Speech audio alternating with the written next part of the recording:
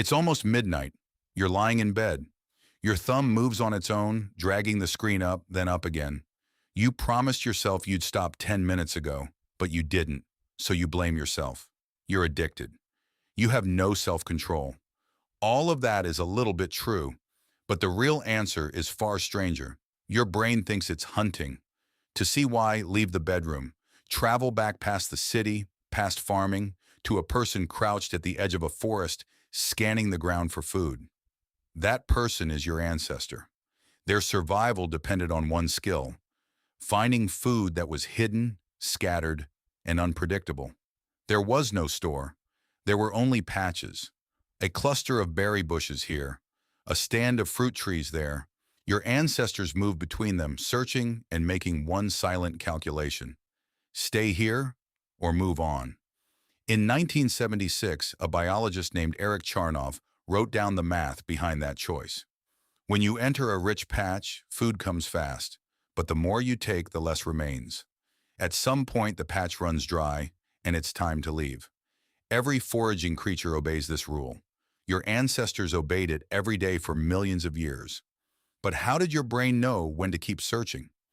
The answer is one chemical, and almost everyone gets it wrong. That chemical is dopamine. You've heard dopamine is the pleasure chemical. That's mostly false. In the 1990s, neuroscientist Wolfram Schultz recorded monkey brains as they learned to expect a reward.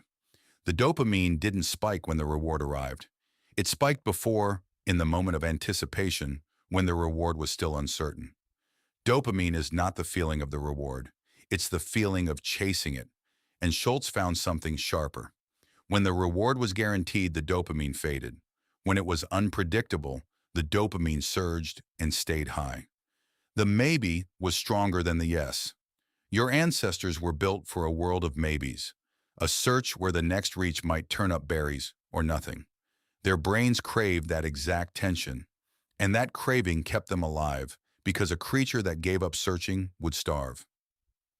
You carry that hunting brain right now, and you've handed it a device engineered to exploit it perfectly. Here's how the trap closes. In the 1950s, psychologist B.F. Skinner put animals in a box with a lever. When it paid off, every time, they pressed it calmly. But when the reward became random, they pressed compulsively, unable to stop. He called it a variable ratio schedule. It's the pattern behind every slot machine, and it's the pattern behind your feed.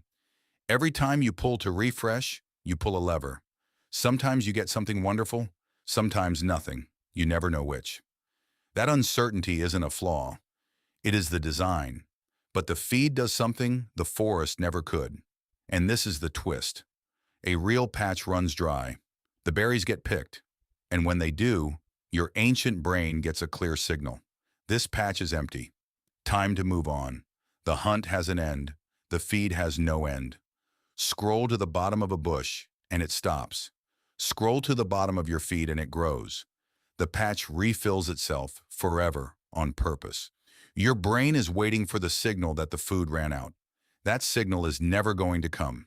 So you keep hunting.